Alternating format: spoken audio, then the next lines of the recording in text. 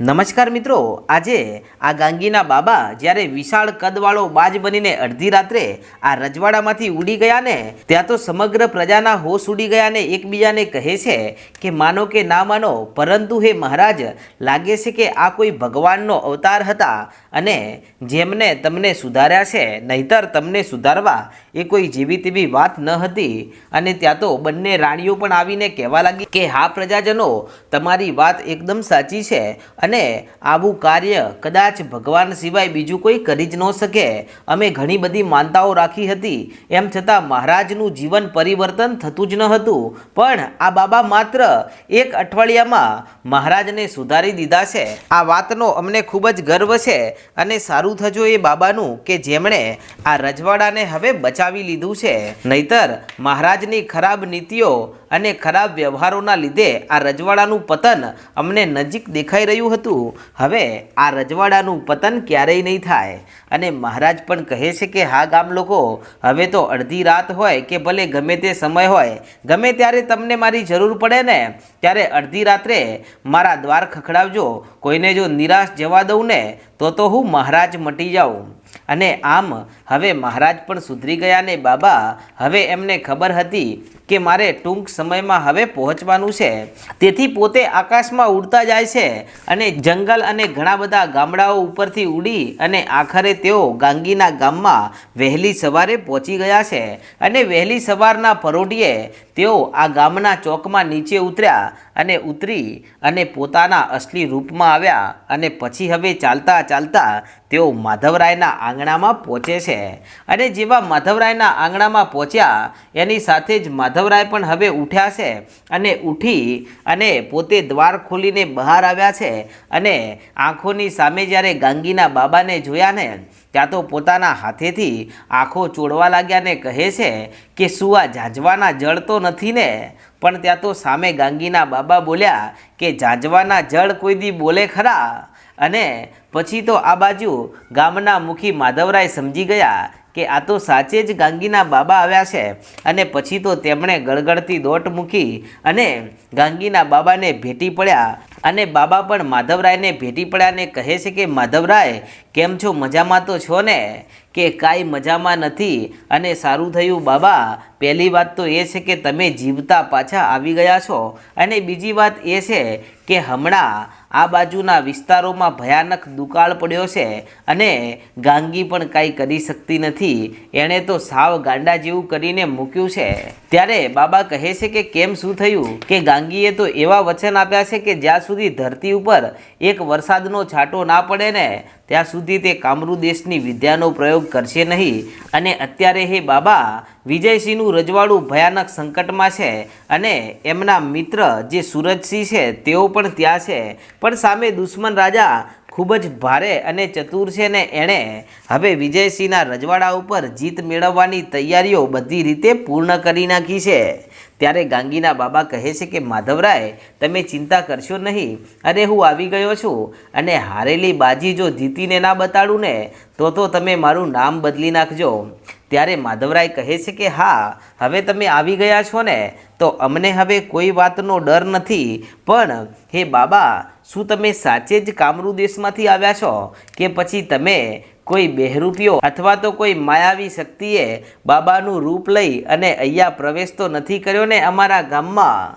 ત્યારે માધવરાયની વાત સાંભળીને બાબા કહેવા લાગ્યા કે કેમ માધવરાય, તમને મારા ઉપર વિશ્વાસ નથી? કે વિશ્વાસ તો બાબા તમારા ઉપર અઢળક છે, પરંતુ અત્યારનો સમય તો તમે જુઓ છો ને અને હાલમાં મંત્રતંત્ર અને સાધનાનો યુગ ચાલી રહ્યો છે ને આ યુગમાં કોણ કોના રૂપમાં આવે છે ને એની કાંઈ ખબર પડતી નથી। ત્યારે બાબા કહે છે કે માધવરાય, તમે ચિંતા કરશો નહીં, હું મારી ગાંગીની ચિંતામાં હજુ તો મારા રહેઠાણે નથી ગયો, પણ સીધો અહીંયા આવ્યો છું। શું કરે છે મારી દીકરી અને શું અહીંયા ગામમાં છે કે પછી તે વિજયસિંહના રજવાડામાં છે? ત્યારે માધવરાય કહે છે કે એ તો વિજયસિંહના રજવાડામાં છે। અને આટલી વાત સાંભળીને બાબા કહે છે કે તો ચાલો હું હવે ત્યાં પહોંચું। ત્યારે માધવરાય કહે છે કે અત્યારે રોકાઈ જાઓ, હજી તો વહેલું પરોઢિયું થયું છે, આટલા વહેલા તો યુદ્ધ પણ શરૂ નથી થવાનું, હજુ તમારા પાસે સમય છે, માટે ચાલો થોડીક વાર ચા પાણી તો કરો। આમ કહીને માધવરાયે આ બાબાને પોતાના ઘરે બેસાડ્યા છે અને પછી તો ગામમાં વાત ફેલાઈ ગઈ કે વહેલા પરોઢિયે ગાંગીના બાબા પાછા આવ્યા છે અને પછી તો ગાંગીના કાકા કાકી અને ગામના હર કોઈ માણસ દોડતા આવે છે ને આવી અને ગાંગીના બાબાના દર્શન કરે છે ને કહે છે કે બાબા તમને જોયા ને એની સાથે તો અમારું અડધું દુઃખ સમાપ્ત થઈ ગયું છે. હવે દુકાળનોય ડર નથી કે પછી કોઈનોય ડર નથી. હવે બાબા તમે ઝટ જાઓ અને ગાંગીને બચાવી લ્યો. અને પછી ગાંગીના બાબા ત્યાંથી ફરી પાછા ચાલી નીકળ્યા અને તેઓ વિજયસિંહના રજવાડામાં પહોંચે છે ને રજવાડામાં પહોંચી અને જે યુદ્ધ ભૂમિમાં યુદ્ધ ચાલતું હતું ત્યાં ગાંગીના બાબા પહોંચી ગયા છે ને મિત્રો એના પછી બાબાએ કેવી રીતે યુદ્ધ લડ્યું હતું અને કેવી રીતે દુશ્મનોને પાઠ ભણાવ્યા હતા અને મહારાજ વિજયસિંહને અને મહારાજ સુરતસિંહને કેવી રીતે વિજય અપાવ્યો હતો એ બધું આપણે પાછળના ભાગમાં જોઈ લીધું છે. અને મિત્રો કોઈને જોવાનું બાકી હોય તો પાછળના ભાગમાં તમે એ બધું જોઈ શકો છો. અને મિત્રો આમ આટલું કહી અને ગાંગીના બાબાએ પોતાનો જે કામરૂ દેશમાં માં મેલડી સાથે જે ઘટનાઓ બની હતી ને માં મેલડી કેવી રીતે લડ્યા હતા આ બધી જ ઘટનાઓ કહ્યા પછી હવે બાબાએ પોતાની આંખો ખોલી છે. ત્યારે સામે વિક્રમ ભુવાજી બેઠા છે, બાજુમાં ગાંગી બેઠી છે અને વિક્રમ ભુવાજીના ગામના બધા જ માણસો શાંતિથી બેઠા બેઠા સાંભળે છે ને કહે છે કે બાબા તમે જે અમને વાત કહીને અને આ મારા મઢમાં બેઠેલી મારી લોઢાના દાંતવાળી મેલડી કામરૂ દેશમાં આટલો નરસંહાર કર્યો છે અને બધા જ પાપીઓ દુષ્ટો અને કામરૂ દેશની ડાકણોને આ રીતે મારી છે ને એ વાત જાણીને આજે અમને ખૂબ જ ગર્વ થયો છે કે અમે માં મેલડીના ભગત છીએ.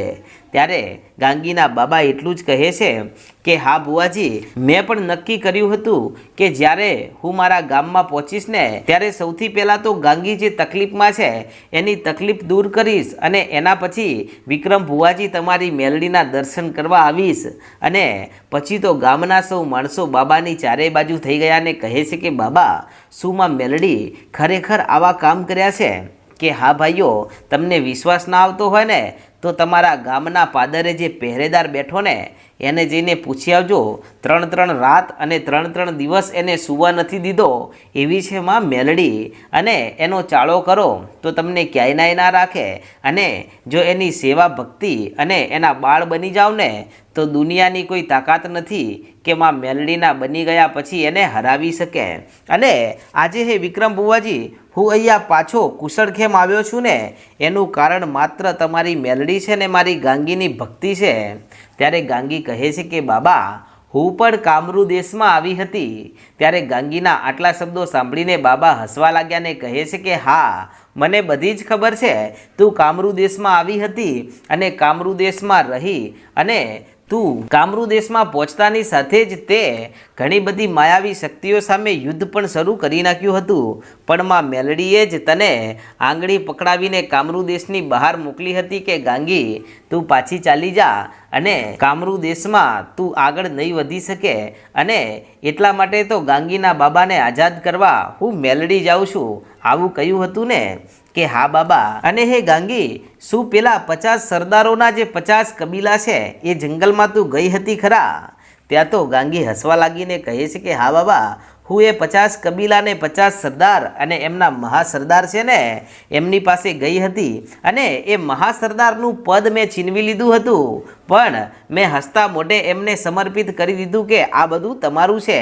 ત્યારે એમણે મને વચન આપ્યું હતું કે ગાંગી આજે તું મહાસરદારનું પદ જીતી છે ને એટલે આ 50 કબીલાના સરદાર તારા ગુલામ છે પણ મેં એમને રાજા બનાવ્યા છે ગુલામ નથી બનાવ્યા બાબા.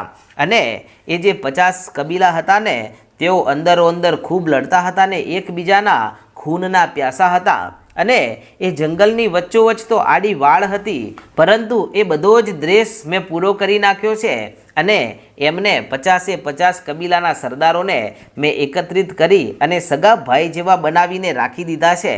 ત્યારે ગાંગીના બાબા કહે છે કે મારી સાથે પણ આવી ઘટના બની હતી અને એ મેં તને કહી દીધી છે. ત્યારે ગાંગી કહે છે કે હા બાબા એકવાર તો બાબા એ જંગલમાં 50 સરદારોની પાસે જરૂર જઈશું. કે હા ગાંગી અને હવે ઘણા બધા દિવસો થઈ ગયા છે ચાલ હવે આપણે આપણા ઘર તરફ પ્રયાણ કરીએ. અને પછી તો આ બાજુ વિક્રમ ભુવાજી કહે છે કે આમ તમને હું થોડા જવા દઉં. અરે તમે માં મેલડીના પરમ ઉપાસક છો ને મારી મેલડીએ તમારો જીવ બચાવ્યો છે. તો આજની રાત હવે ગામમાં રહો, આવતીકાલે વહેલા તમે ચાલી નીકળજો. ત્યાં તો ગામના સૌ માણસો કહેવા લાગ્યા કે બાબા તમને અને ગાંગીને અમે અમારા ઘરે લઈ જવા માગીએ છીએ, અમારા ઘરમાં તમારા પગલાં પાડવા છે. ત્યારે ગાંગીના બાબા કહે છે કે આ ગામ તમારું છે ને? કે હા. તો કે અમારા પગલાં ગામમાં પડ્યા છે ને, તો એમ સમજી લો કે તમારા ઘરમાં પડ્યા છે. અને બીજી વાત એ છે કે જેના ગામમાં મારી મેલડી જેવી દેવ બેઠી હોય ને, તો પછી અમારા પગલાંની કોઈ જરૂર નથી. આ ગામમાં મેલડીના પગલાં છે અને આ ગામનો રખેવાળ માતા મેલડી છે. આમ કહીને બાબા અને ગાંગી કહે છે કે હવે અમને ભુવાજી રજા આપો, બહુ દિવસથી આપણે સાથે છીએ, હવે અમારે અમારા ગામ તરફ જવું પડશે. અને અમારા ગામમાં સુરજસિંહ અને વિજયસિંહ બંને અમારી રાહ જોઈને બેઠા છે. ખબર નહીં હવે તેઓ અમારા માટે શું કરવાના છે, અને એ તો હવે ત્યાં જઈને જ ખબર પડે. આમ કહી અને પછી બધા જ ગામના માણસો અને વિક્રમ ભુવાજી ગાંગી અને એના બાબાને વિદાય આપે છે. અને પછી ગાંગી અને એના બાબા હવે ત્યાંથી ચાલી નીકળ્યા અને કહે છે કે ગાંગી બોલ હવે ક્યાં જવું છે? ત્યારે ગાંગી કહે છે કે બાબા સૌથી પહેલી વાત તો એ છે કે તમે જે કુશળ ખેમ અને સાજા તાજા પાછા આવી ગયા છો ને, એ વાતનો હરખ મને માતો નથી. અને એટલા માટે તો હવે આપણે અમારા ગામમાં પહોંચીએ અને મારા ગામમાં જઈ અને મારે એ જાણવું છે કે બાબા આ સુરજસિંહ અને વિજયસિંહ હવે કંઈક નવું કરવા માગે છે ગામમાં, અને તેઓ શું કરવાના છે ને એ જાણવું પડશે. અને જો જાણ્યા વગર જ જો પેલી વખત તો મહેલ બનાવ્યો હતો અને એમાં કામરૂ દેશની ડાકણોએ આવી અને વસવાટ કરી નાખ્યો હતો અને ગામને વેર વિખેર કર્યું હતું. પણ હવે આજે જો એવું થવાનું હોય ને બાબા, તો તમે ચોખ્ખા શબ્દોમાં ના પાડી દેજો, આપણે ઝૂંપડામાં રહી લઈશું, પણ આપણે કોઈ મહેલના મોહ નથી. ત્યારે બાબા કહે છે કે મહેલના મોહ હોત ને ગાંગી, તો એવી એવી વિદ્યા આપણી પાસે છે કે એવા હજારો મહેલ ક્ષણભર વારમાં આપણે ઊભા કરી શકીએ છીએ. પણ ચાલ હવે તારા ગામમાં જઈને જોઈએ કે હવે તેઓ શું કરવા માગે છે. અને તેઓ જો આ વખતે મહેલ વિશે કંઈ કહેતા હોય ને, તો ગાંગી આપણે એમને સમજાવીએ કે અમારે મહેલની કોઈ જરૂર નથી. અને આમ આ રીતે વાતો કરતાં કરતાં સવારના ચાલેલા ગાંગી અને એના બાબા હવે સંધ્યા ટાણે પોતાના ગામમાં પહોંચ્યા છે. ત્યાં તો ગામના હર કોઈ માણસો એકબીજાને કહેવા લાગ્યા કે ગાંગી અને એના બાબા આપણા ગામમાં ફરી પાછા આવી ચૂક્યા છે ને તેઓ ગામના પાદરે છે. અને પછી તો ગામના સૌ માણસો એમના સામૈયા કરવા માટે અને એમને જોવા માટે ને એમના દર્શન કરવા માટે ગળગળતી દોટ મૂકીને દોડે છે. અને પછી તો આખું એ ગામ કીડીઓ ઉભરાણી હોય એવી રીતે ગાંગી અને એના બાબા પાસે દોડી દોડીને પહોંચી ગયા છે. ને મિત્રો પછી આ વિજયસિંહ અને સુરજસિંહ હવે શું કરવાના છે તેનો ઇતિહાસ આપણે આગળના ભાગમાં જોશું. ને તમે આપણી ચેનલ પર પહેલી વાર આવ્યા હોય તો આજે જ આપણી ચેનલ રાજા મેલડીને સબસ્ક્રાઈબ કરવાનું ભૂલશો નહીં. જય માતાજી.